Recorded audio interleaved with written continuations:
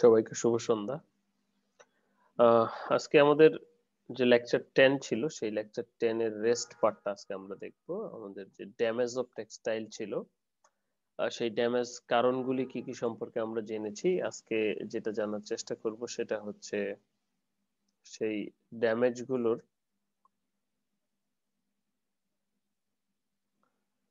দেখা যায় না সুন্দর, বোঝা যায় সবাই, জি স্যার। শোনা যায়? বেশি হয়ে জি যাবে। স্যার। Okay, ঠিক আছে, আমরা চেষ্টা করছি একটু বাড়িয়ে নেওয়া যাবে কি। স্যার হ্যাঁ, বলো। ওইটা তো তারই ভুল দিছিল স্যার, আমি না স্যার। ওই যে বললেন স্ক্রিনশট দিছিল গ্রুপে আচ্ছা নাকি। আচ্ছা, ঠিক আছে, সমস্যা নাই। ওকে, তো আজকে যেটা জানবো যে methods of textile damage analysis, অর্থাৎ টেক্সটাইলের যে ড্যামেজ গুলো হয় তো সেগুলো তো নানা কারণেই হয়। আমরা দেখেছি যে ইয়ার্ন ম্যানুফ্যাকচারিং থেকে শুরু করে গার্মেন্টস তৈরি পর্যন্ত অনেকগুলো প্রসেসের ভিতর দিয়ে আমাদের ফেব্রিকটা যায় বা ফাইবারটা যায়। তো এই অনেকগুলো প্রসেসের ভিতরে সেটা কেমিক্যাল, মেকানিক্যাল, ফিজিক্যাল সবগুলো টার্মস এর ভিতর দিয়ে বা টার্মস এর সাথে যায়, যার ফলে তার কিছু চেঞ্জ হয় বা তার কিছু ড্যামেজ হয়ে থাকে। তো সেগুলো নিয়ে গত ক্লাসে আমরা আলোচনা করেছিলাম, দরকার হলে আবার আলোচনা করব। আজকে এই মুহূর্তে যেটা আমরা দেখব সেই টেক্সটাইল ড্যামেজ গুলো কিভাবে আমরা আলোচনা বা অ্যানালাইসিস করব, আইডেন্টিফাই করব, মেজার করব। ওকে, সো সহজ ভাষায় যদি বলি, পিলিং কিন্তু একটা ড্যামেজ বা অ্যাবারশন একটা ড্যামেজ।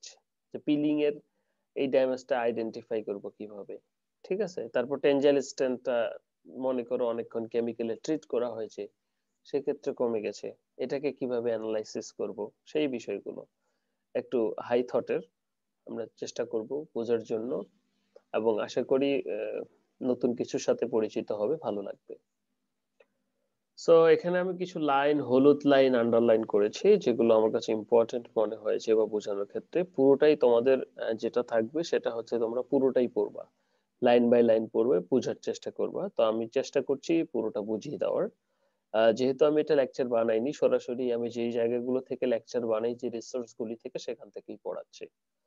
ওকে, সো ড্যামেজ তো নানা প্রকার হতে পারে, তাই না? তো সেই ড্যামেজ গুলোকে, যে perception and description of the fault are the first step of damage analysis. Perception and description of the faults are the first steps of damage analysis. অর্থাৎ ড্যামেজ নিয়ে যখন আমরা কথা বলবো বা ড্যামেজ অ্যানালাইসিস করতে চাইবো, তখন কি আমাদের যে ফেব্রিকটা ড্যামেজ হয়েছে কিনা সেটা তো বুঝতে হবে। সেজন্য so damage can be perceived visually, চোখ দিয়ে, ম্যাক্রো অর মাইক্রোস্কোপিক্যালি, মাইক্রোস্কোপিক ভাবে অথবা ম্যাক্রোর বড় আর কি, মাইক্রোস্কোপের বড়। often only the specific type of illumination মাধ্যমে হতে পারে, such reflected or oblique or opaque or transmitted light or with a specific light source। যেমন আল্ট্রাভায়োলেট লাইটের নিচে আমরা কি দেখি, যে আমার স্যাম্পলটাতে অপটিক্যাল ব্রাইটেনিং এজেন্ট দেওয়া আছে কিনা, চকচক করছে কিনা। or polarized light, so some faults are detected by other sense, usually in form of handle assessment। আবার একটা ফেব্রিক খসখসে কিনা সেটা আমরা কিভাবে হাত দিয়ে ধরতে পারি। they can be registered by measurement, so সেটা আবার শেডের ক্ষেত্রে হতে পারে, colour measurement, tensile, abrasion, strength, extensibility, shrinkage, হ্যাঁ, ফাস্টনেস প্রপার্টিজ ইত্যাদি। এই সবগুলোই কিন্তু হতে পারে। এই সবগুলোই কিন্তু আমাদেরকে অ্যানালাইসিস করতে হলে আমরা অনেকগুলো মেথডের ভিতর দিয়ে যেতে পারি। সেই মেথডগুলো সম্পর্কে আজকে আমরা আলোচনা করব। তো এই মেথডগুলোকে আমরা কয়েকটি ভাগে ভাগ করতে পারি। দেখো, বলা হচ্ছে যে unfortunately there is no hard and fast rules to how to proceed with an textile damage analysis. এই ধরনের ধরাবাঁধা কিন্তু কোনো নিয়ম নেই, তবে কতগুলো প্রচলিত নিয়মের উপর ভিত্তি করে আমরা কিন্তু আলোচনা করতে পারি বা আইডেন্টিফাই ডিটেক্ট করতে পারি। তো এখানে একটা চার্ট আছে, কিছু স্টেপস রয়েছে, সেই স্টেপস গুলি হচ্ছে যে কিভাবে একটা টেক্সটাইল ড্যামেজকে আমরা ইনভেস্টিগেট করব, সেই কিছু উপায়, এখানে কিছু প্রসিডিউর বলা আছে। সেই উপায়গুলি কি কি? মনে করো কোন একটা টেক্সটাইল ড্যামেজ হয়েছে, অর্থাৎ কোন একটা ফল্ট হয়েছে, সেটাকে অ্যানালাইসিস করব কিভাবে। প্রথমত নাম্বার 1 এ যেটা বলা হচ্ছে, visual examination of the damage with a description of type, appearance, distribution and possible causes of occurrence। প্রথমে কি করছি আমরা, যে মনে করো ফেব্রিকে একটা সমস্যা হচ্ছে, একটা রোলে আমরা কি করছি, ফেব্রিকটা নিয়ে আসতেছি, চোখ দিয়ে দেখতেছি যে এখানে কি সমস্যা হয়েছে।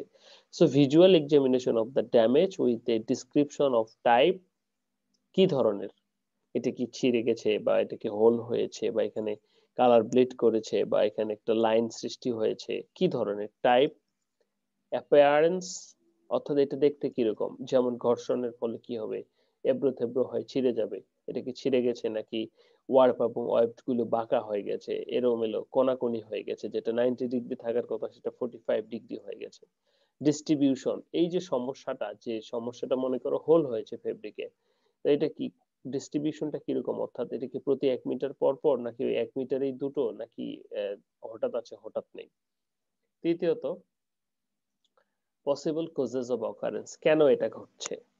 তাহলে আমরা জানছি যে একটা টেক্সটাইল অর্থাৎ কোনো টেক্সটাইল ড্যামেজ কিভাবে হয়, সেটার শুরুটা কিভাবে হয় সেটাকে আইডেন্টিফাই করার জন্য, ইনভেস্টিগেশন করার জন্য প্রথমত আমরা কি করব, চোখ দিয়ে দেখব, ভিজুয়ালাইজেশন করব যে এটা কি ধরনের, অ্যাপিয়ারেন্সটা কিরকম হয়েছে এবং সেটা কত ঘন ঘন নাকি অল্প অল্প এবং সেটা কি কারণে হতে পারে প্রথমত। দ্বিতীয়ত এরপরে যখন সূক্ষ্ম আর সূক্ষ্মতে যেতে হবে আমাদের, microscopic observation of the damage with appropriate magnification, অর্থাৎ এরপরে আমরা মাইক্রোস্কোপে যাব। অ্যাপ্রোপ্রিয়েট ম্যাগনিফিকেশন মানে 5 টাইম 10 টাইমস 1000 টাইমস যতগুলো দরকার হয় আমাদের। এরপর আমরা মাইক্রোস্কোপে অবজারভেশন করব যে ড্যামেজটা কিরকম অ্যাকচুয়ালি, যেটা খালি চোখে দেখা যায় না এরকম ড্যামেজ গুলো। তাহলে দ্বিতীয়ত আমরা মাইক্রোস্কোপে চলে যাব। তৃতীয়ত preliminary test such as solubility, staining test, আমাদের কিছু টেস্ট রয়েছে যেমন সলিবুলাইটি, এটা কি ডিসলভ হয় কিনা বা এটাতে দাগ পড়ে কিনা, কোনো কি staining test. Then isolation of the substance causing the stain, যে সমস্ত বা কোনো একটা ফেব্রিকে দাগ লেগে গেছে সেই দাগটা আবার ফলসটাতে এই ম্যাটেরিয়ালটা আইসোলেট হয় কিনা বা উঠে আসে কিনা। পঞ্চমত বলা হচ্ছে যে comparison and identification usually by means of thin layer chromatography or infrared spectroscopy, এটা যখন আরো ভিতরে চলে যাব তখন আমরা, দেখো থিন লেয়ার ক্রোমাটোগ্রাফি শব্দটা তোমাদের কাছে নতুন, যে এই থিন লেয়ার ক্রোমাটোগ্রাফি দিয়ে আমরা কি করি যে আমাদের কোনো ডাইস বা কেমিক্যাল, মনে করো একটা ডাইস, মনে করো একটা পুঁই শাকের পাতা, পুঁই শাকের পাতা একটা গ্রিন কালার, সেই গ্রিন কালারে কিন্তু শুধুমাত্র গ্রিন নেই, অনেকগুলো ক্রোমাটো মানে অনেকগুলো কালার আর রয়েছে, বা এটা যদি যদি আমরা আলাদা করি, সে আলাদা করার প্রসিডিউরটা হবে থিন লেয়ার ক্রোমাটোগ্রাফির মাধ্যমে আমরা এটা সেপারেট করতে পারবো অনেকগুলো ভাগে, প্রত্যেকটা পিগমেন্ট আলাদা আলাদা করে। অথবা ইনফ্রারেড স্পেকট্রোস্কোপি, যেটাকে আইআর বলা হয়, সেটা দিয়ে প্রত্যেকটা ইয়ের জন্য পিক দেখাবে এরকম আমাদের অ্যাডভান্স অ্যানালাইসিসে, যে আমরা যদি দেখি এরকম যদি হয়ে থাকে এইরকম, ওই যে মেডিকেলের ইয়ের মতো আছে না, ওই যে মনে হয় সিনেমাতে আমরা দেখি না যে হার্ট পালস চলতেছে মরে যাচ্ছে, তো আয়ারটা ঠিক সেরকম, অর্থাৎ এই যে এরকম একটা স্পেসিফিক রেঞ্জে সে কি করবে, একটা করে পিক দিবে বা ইন্ডিকেশন দিবে যে কি কি আছে। সো এটার মাধ্যমে comparison is made by the blank sample and with the authentic substance which could be caused on the stain and stain could not be extracted, IR এর মাধ্যমে যেটা বললাম। তাহলে কি করতে হবে, আরো সূক্ষ্মতে সূক্ষ্ম যেতে গেলে আমরা আরো অ্যানালাইটিক্যালে যেতে হবে, সেটা হতে পারে থিন লেয়ার ক্রোমাটোগ্রাফি বা ইনফ্রারেড স্পেকট্রোস্কোপি। তবে এখন ইনফ্রারেড স্পেকট্রোস্কোপি বা আইআর স্পেকট্রা যেটা, সেটাই সবচেয়ে বেশি ব্যবহৃত হয়, যে কি কি আছে আমার এখানে, কি কি নেই, প্রত্যেকটা ফাইবার বা প্রত্যেকটা এজেন্টের এগেইনস্টে আমাদের এরকম করে একটা পিক দেয় বিভিন্ন দৈর্ঘ্যের, ন্যানোমিটার দৈর্ঘ্যের। হ্যাঁ, সেটাকে আমরা বলছি আইআর স্পেকট্রোস্কোপি। দেন এরপরে reproduction, if possible the damage in order to verify the findings, example comparison with authentic stain substance and the same textile material using condition close possible and those damage of the sample, যদি সম্ভব হয় যে স্যাম্পলটা damage হয়েছে, reproduction সেটা করতে হবে এবং সেটার সাথে মিলিয়ে দেখতে হবে যে আলটিমেট কতখানি চেঞ্জ হয়েছে। আরো যদি প্রয়োজন হয় furthermore, for example if possible by means of consultation with the person concern at the stage of production suspected of the causing of the damage, তার সাথে কথা বলতে হবে যে এটা নিয়ে কাজ করে concern. It is important to here consider the alternatives and the test feasibility of the findings critically আলোচনা করতে হবে। And then summary the findings and discussion of the result, if the causes has been clearly identified, a result should be formulated carefully and alternative mention. সর্বশেষ investigation যখন শেষ হয়ে যাবে তখন আমরা কি করব, এটার রেজাল্টটা আমরা যে কারণে হচ্ছে সেটা জানিয়ে দিব। পরবর্তীতে এটা ডকুমেন্টেশন করতে হবে, ফাইন্ডিংস ফটোগ্রাফ নিতে হবে, স্যাম্পল সোয়াচ যদি থাকে সেটা রাখতে হবে, কারণ পরবর্তীতে যদি আবার একই ধরনের সমস্যা হয় তাহলে সেই ক্ষেত্রে আমরা এটা ব্যবহার করতে পারবো। ধরে নেই সহজ একটা উদাহরণ যে আমার একটা ফেব্রিকের পলিস্টার কটন 65-35 সিভিসি রয়েছে, সেখানে কি হচ্ছে যে আমার পিলিং আসতেছে, অর্থাৎ পিলিংটা খারাপ হচ্ছে, অর্থাৎ আমার ফেব্রিক সারফেসে কি হচ্ছে, গুটি গুটি উঠতেছে, এই গুটি গুটি উঠতেছে। তো তাহলে এটার অ্যানালাইসিসটা কিভাবে হবে? প্রথমে আমরা ভিজুয়ালি দেখবো যে কিরকম গুটি উঠতেছে, তারপর আমরা মাইক্রোস্কোপিক দেখবো যে আলটিমেট কি হচ্ছে, তারপর মাইক্রোস্কোপের পর আমাদের যে আইআর টেস্ট, টিএল টেস্ট এগুলো করব, এগুলো করে স্পেসিফিক তাদের কি চেঞ্জ হয়েছে সেগুলো দেখব, তারপর সেটা সবগুলো যে পার্সন এটা প্রোডাকশনের সাথে জড়িত তার সাথে কথা বলবো, সবগুলো রেজাল্ট একখানে করে আমরা একটা সামারি করব এবং সেটা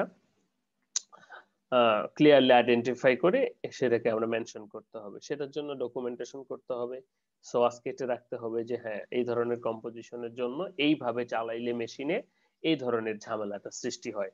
ওকে, যেমন সিঙ্কেজের ক্ষেত্রে যদি বলি যে আমার একটা স্যাম্পল, সেটা সিঙ্কেজ খারাপ, মানে কি ধুইলে সেটা ছোট হয়ে যায়, তার মানে যখন ফেব্রিকটাকে মেশিনে চালানো হয়েছে তাহলে সেটা কি টেনে টেনে চালানো হয়েছে, যার কারণে যেটা যখন ধোয়া হয় তখন সেটা কি কমে যায়, সংকুচিত হয়ে যায়। তাহলে পরবর্তী এটার ইনভেস্টিগেশন স্টেপ কি হবে, যেহেতু এটা কমে যাচ্ছে তাহলে এটা কিভাবে কমতেছে, প্রোডাকশন কোথা থেকে কমতেছে, দরকার হলে সেটা রিপ্রোডাকশন করতে হবে, করে দেখতে হবে কোথায় কমতেছে, কেন কমতেছে।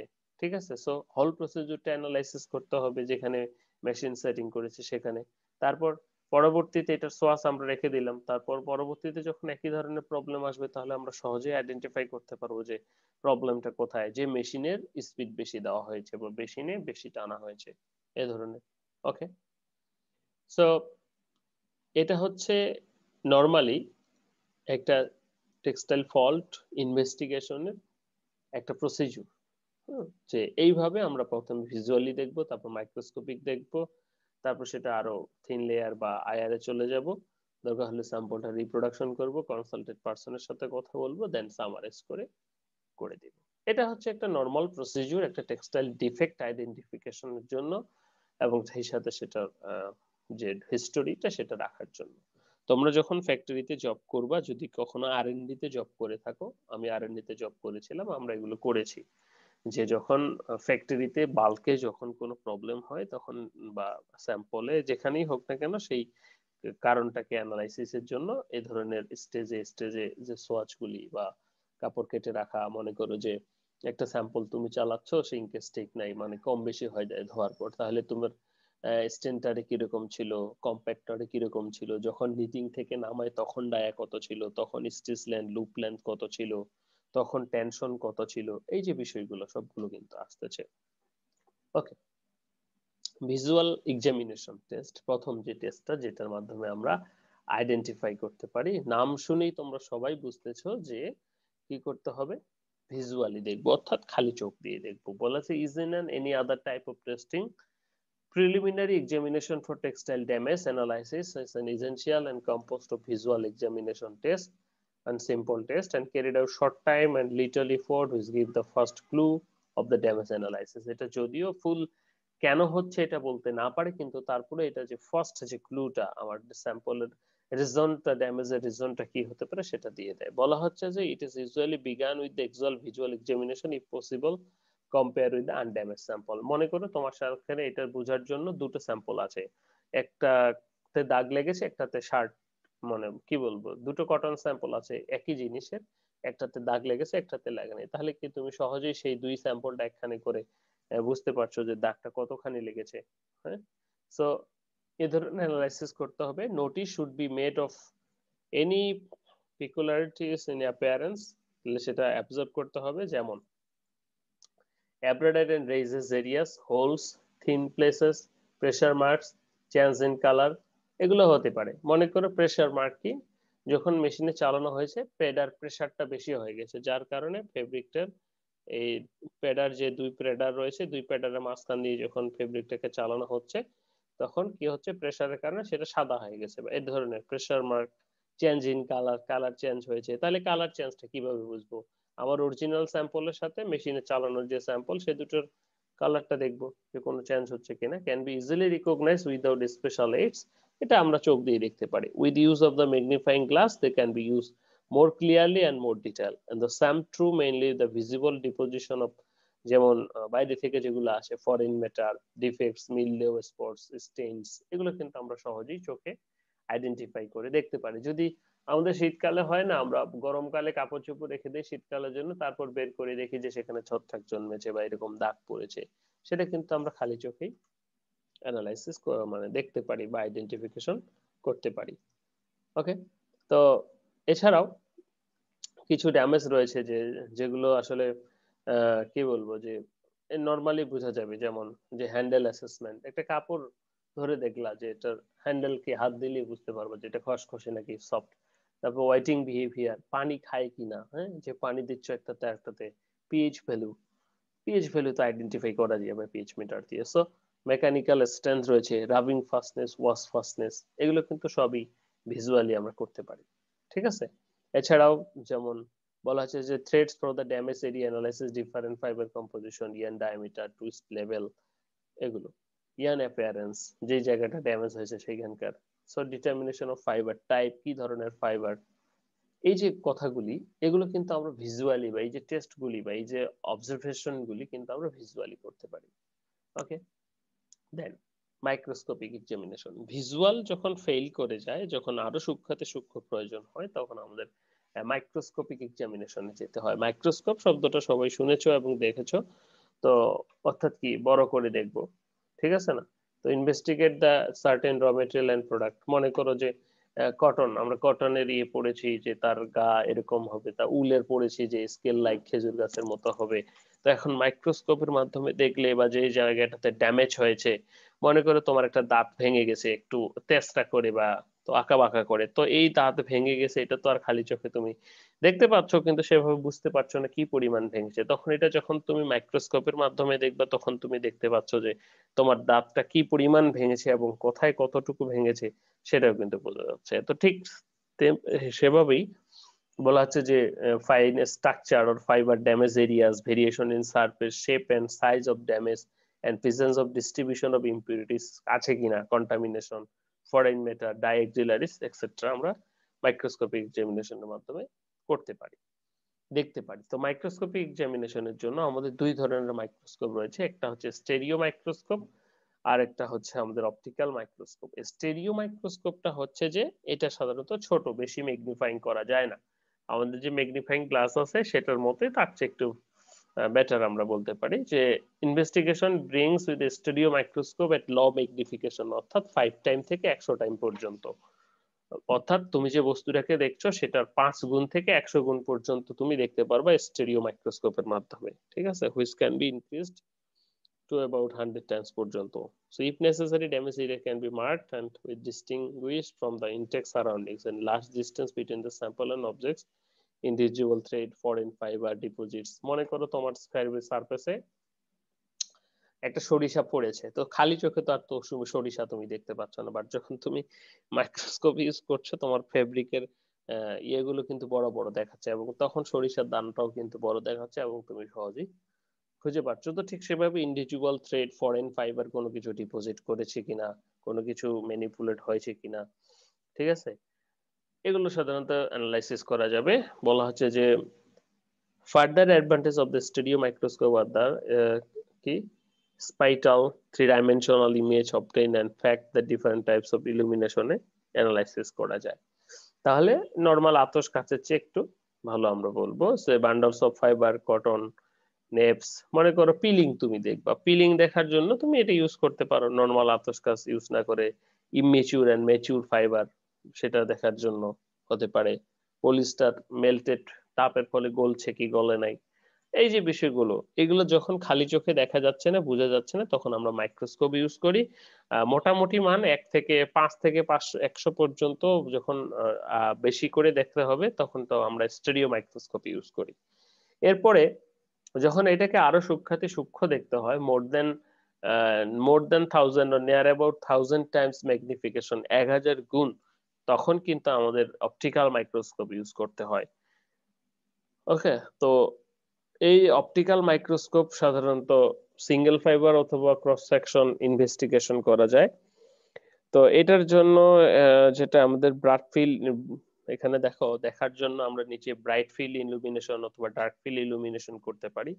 ব্রাইট ফিল্ড মানে প্রচুর আলো, ডার্ক ফিল্ড মানে হচ্ছে মনে করো অন্ধকারে তুমি টর্চ জ্বালাইছো, তাহলে কি সেটা বোঝা যাচ্ছে? So it's of the structures projecting fibres, ইয়ান অ্যানিমাল হেয়ার, ডি লাস্টারিনেশন আছে কিনা, এছাড়া পোলারাইজ লাইট ইউজ করেও কিন্তু আমরা আমাদের পোলারাইজ লাইট মানে ওই যে বললাম অন্ধকারে যখন জল জল করবে বা এ ধরনের, হ্যাঁ, অর্থাৎ পোলারাইজেশন যেটা ঘটায় সেটা হচ্ছে যে তির্যকটাকে প্যারালাল করে দেয়। এই যে বিষয়গুলো, এগুলো কিন্তু আমরা আমাদের যে ম্যাগনিফাইং মাইক্রোস্কোপ যেটা রয়েছে, অর্থাৎ একটু অপটিক্যাল মাইক্রোস্কোপের মাধ্যমে আমরা এটা অ্যানালাইসিস করব। ঠিক আছে? তো এরপরে যদি আমরা বলি সেটার অপটিক্যাল মাইক্রোস্কোপে আমরা কয়েকটা ভাগে ভাগ করতে পারি, যেমন ফ্লুরোসেন্স মাইক্রোস্কোপ। ফ্লুরোসেন্স মাইক্রোস্কোপ অর্থাৎ যেটা দিয়ে আমরা কি করছি, selective staining of the structure or interest. বিষয়টা হচ্ছে তোমরা কখনো ফ্লোরেসেন্স ওই দেখেছো না, ট্রাফিক বাতি, অর্থাৎ ট্রাফিকদের গায়ে যে এক প্রকার থাকে, অর্থাৎ আরে বেল্টের মতো থাকে যেটা চকচক করে ক্রস সেকশন, ঠিক আছে, এরকম ওটা চকচক করে লাইটের আলোতে, ঠিক আছে, সেটা কিন্তু ফ্লোরোসেন্স। তো এই ধরনের ফ্লোরোসেন্স মাইক্রোস্কোপের মাধ্যমে কিন্তু ফ্লোরোসেন্স যে বিষয়গুলি, ন্যাচারাল ফ্লোরোসেন্স বা এগুলো আমরা অ্যানালাইসিস করতে পারি।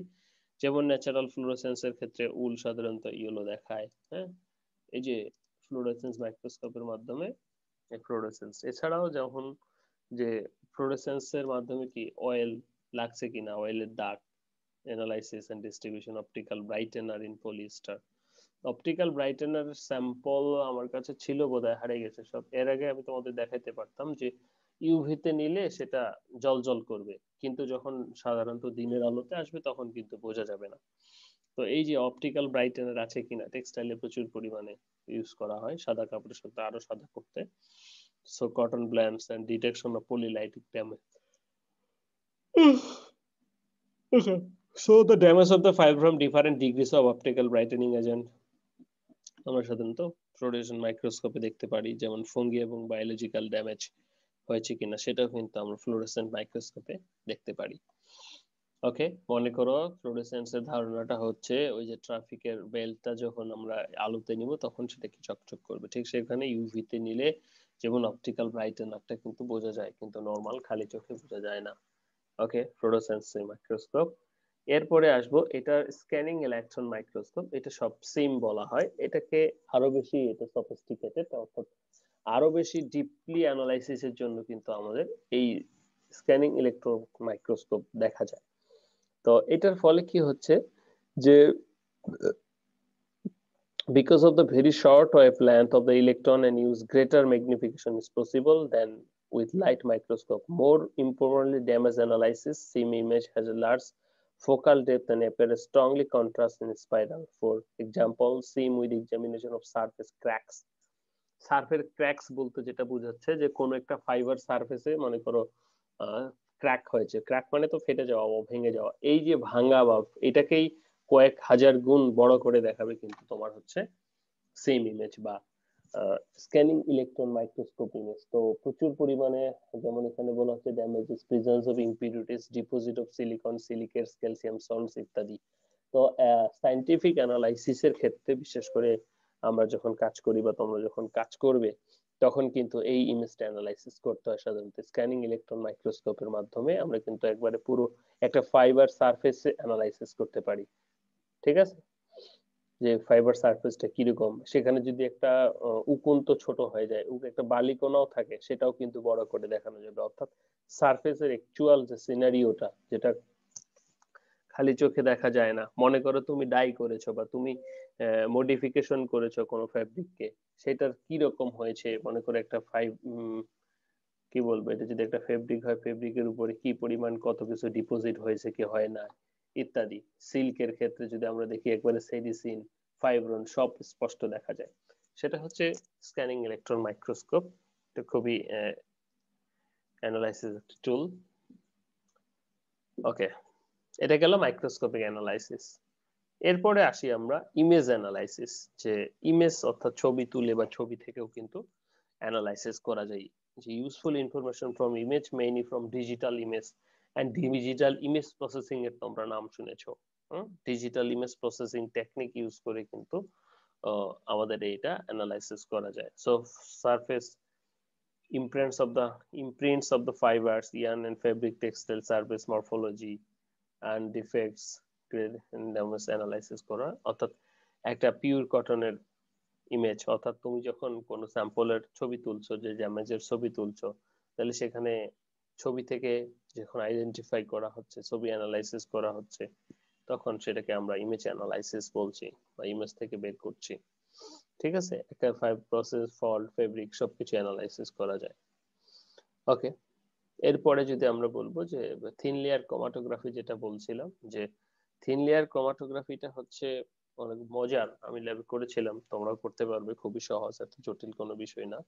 বলা হচ্ছে comparison important group of separation method, বলছে যে important group of separation methods in which mixture of substance are কি করছে separated into their components using a mobile and stationary phase. বলা হচ্ছে সেপারেশন করা হচ্ছে, অর্থাৎ ওই যে বললাম একটা পুঁই শাকের গ্রিনটা যদি যখন তুমি বেটে নাও বা সেচে নিলে গ্রিন যে রসটা বেরোবে, সেই রসটা শুধু গ্রিন না, সেই রসটাতে আরো অনেক 4-5 রকমের পার্টিকেল অর্থাৎ পিগমেন্ট রয়েছে, 4-5 রকমের লিকুইড রয়েছে। তো এটা কি করা হয়, সাধারণত একটা বুরেটে স্যান্ড দেওয়া হয়, অর্থাৎ এটা সায়েন্টিফিক স্যান্ড কিনতে পাওয়া যায়, যেটার ভিতর দিয়ে আসবে তো, এবং এখানে কিছু লিকুইড থাকে। তো এটাকে যখন পাস করা হয় এদিক দিয়ে, তখন এই স্যান্ডের ভিতর এবং লিকুইডের ভিতর দিয়ে আস্তে আস্তে গ্যাপ হয়ে আলাদা হয়। তোমরা ওই যে 7 রঙের চা খেয়েছো না, সিলেটে 7 রঙের চা, ঠিক সেম। অর্থাৎ যখন তুমি দিবা তখন পিগমেন্টটা কি হবে, যতগুলো আলাদা আলাদা কালার, ততগুলো আলাদা আলাদা কালারে ডিভাইডেড হয়ে যাবে, হয়ে একটার পর একটা নিচে নামবে, তখন তুমি প্রত্যেকটা ধরে ধরে সেপারেট করে ফেললা। So this is the thin layer chromatography. বিশেষ করে কেমিক্যাল, তারপর টেক্সটাইলের ডাই, এগুলোর ক্ষেত্রে থিন লেয়ার ক্রোমাটোগ্রাফিটা আলোচনা করা হয়।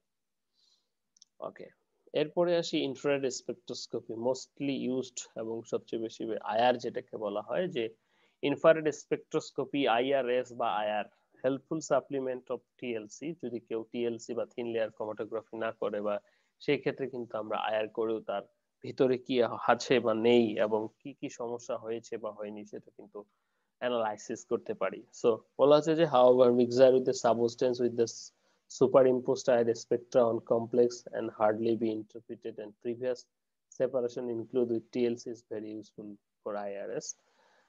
আমার কাছে একটা আইআর রিপোর্ট আছে, তোমাদের চাইলে এখন দেখাতে পারি, কিন্তু ক্যামেরাটা এই মুহূর্তে নাই। আচ্ছা, যাই হোক, আইআর রিপোর্টটা যেটা বললাম যে এরকম হবে।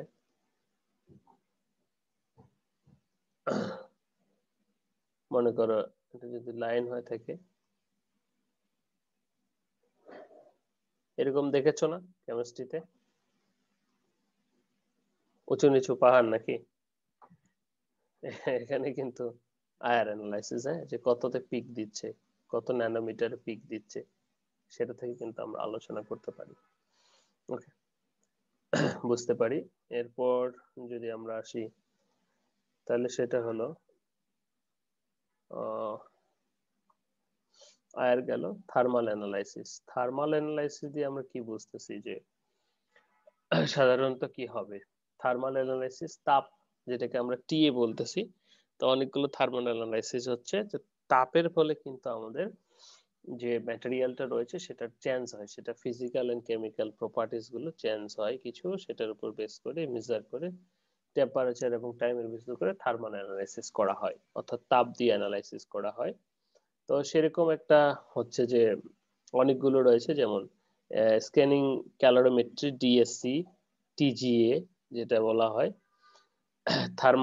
থার্মোগ্রাভিমেট্রিক অ্যানালাইসিস, থার্মোমেকানিক্যাল অ্যানালাইসিস, টিএমএ। এগুলো যেমন টিজিএ করা যায় ঢাকা ইউনিভার্সিটিতে করা যায়, কার্সে করা যায়, বিভিন্ন বাংলাদেশে এগুলো হয় সব। ওকে, তো প্রথমে আমরা চলে আসবো ডিজিটাল স্ক্যানিং ক্যালোরিমেট্রি, মানে হচ্ছে টেম্পারেচার তো থাকবেই, সেটা digitally differential scanning calorimetry use করছে। বলা হচ্ছে using different scanning calorimetry the temperature ranges for the melting temperature, decomposition temperature, and during cooling and crystallization temperature can be determined along the corresponding enthalpies. Enthalpies কি আমরা লাসাতালীয় নীতি পড়েছি না, যে সুপ্ত তাপ হিট, ঠিক আছে, এখানে যে তাপ উৎপন্ন হচ্ছে এনথালপি ভ্যালু কি, ঠিক আছে, এই এনথালপি ভ্যালু অ্যানালাইসিস করে এখানে কিন্তু আমরা স্ক্যানিং ক্যালোরিমেট্রি অ্যানালাইসিস করতে পারি।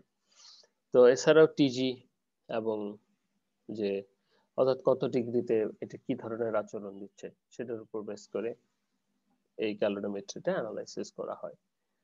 এরপরে যদি আমরা বলি থার্মোগ্রাভিমেট্রিক অ্যানালাইসিস বা টিজিএ টেস্ট করা হয়, বাংলাদেশে করা যায়, এটাকে আমরা থার্মোগ্রাভিমেট্রিক অ্যানালাইসিস বলছি। মানে হচ্ছে কি, the change in the weight of the sample is hitting determined.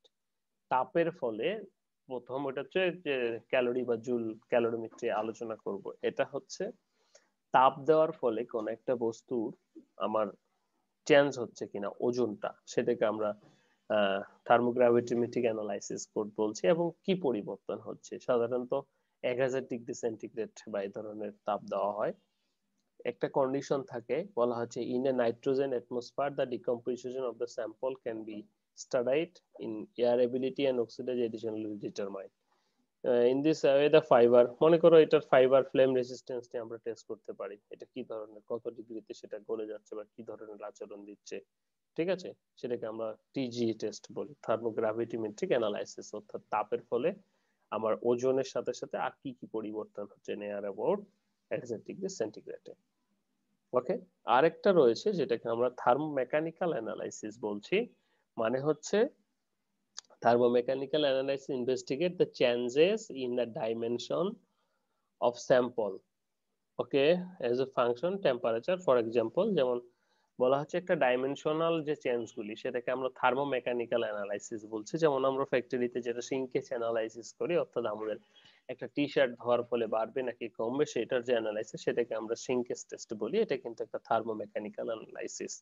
বলা হচ্ছে যে it is easier to work here with the filaments than with the staple fiber. Fiber composition and other material also analyzed by the dynamic loading. The dynamic analysis enable for complete gas temperature electrostatics to be determined exactly.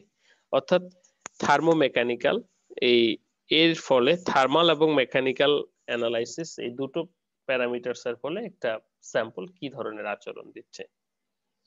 এই গেল আমাদের কি, যে তিনটা analysis তাপমাত্রা সম্পর্কিত thermal analysis গেল, সেটা হচ্ছে স্ক্যানিং